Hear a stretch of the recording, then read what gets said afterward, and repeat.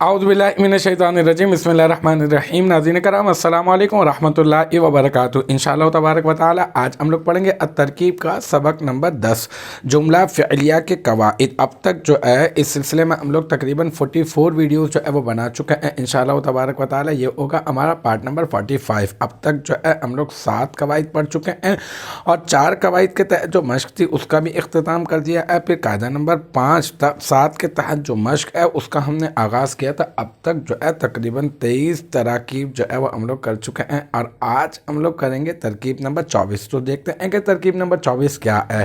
ترکیب نمبر 24 ہے جفا تراب الارضی۔ ٹھیک ہے، یہ تراب جو ہے نا، تراب کا معنی ہوتا ہے مٹی۔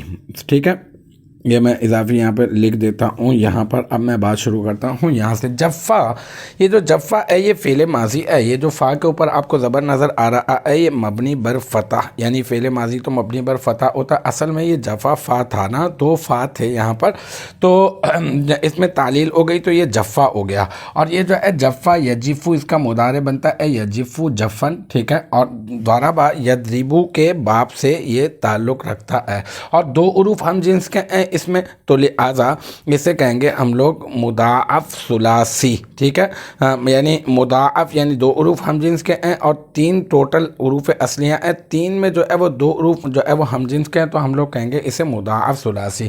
ترابو کا معنی جیسے کہ میں نے ابھی بتایا مٹی، یہ ہے نکرہ، اور الارضی یہ ہے معرفہ۔ پہلا نکرہ مل جائے دوسرا معرفہ مل جائے تو ہم مضاف مضاف الیہ کی ترکیب کرتے ہیں۔ تو اب ہم لوگوں نے اسے مضاف بنا دیا، اسے مضاف الیہ، مضاف اپنے مضاف الیہ سے مل کر مرکب اضافی بن گیا۔ تو با کے اوپر جو پیش آیا وہ کیا، کس وجہ سے؟ یہ جفا فعل کا فاعل بن رہا ہے اور آگے کے لیے مضاف بن رہا ہے۔ تو الارضی کے نیچے دوات کے نیچے زیر کیوں ہے؟ کیونکہ یہ جو ہے وہ مضاف الیہ بن رہا ہے اور مضاف الیہ ہمیشہ مجرور ہوا کرتا ہے۔ اب میں آپ کو باقاعدہ اس کی ترکیب میں آپ کو بتا دیتا ہوں۔ جفا صیغہ واحد مذکر غائب فعل ماضی مثبت معروف ثلاثی مجرد مضاعف ثلاثی۔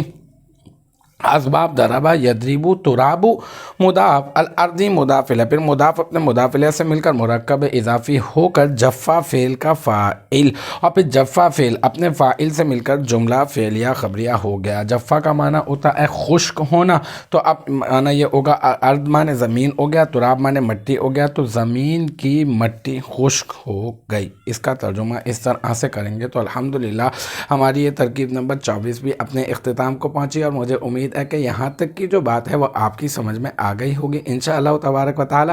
نیکسٹ ٹائم اگلی ویڈیو اگلی کلاس کے ساتھ ملاقات ہوگی۔ جب تک آپ اپنا بہت خیال رکھیے گا۔ وآخر دعوانا ان الحمدللہ رب العالمین۔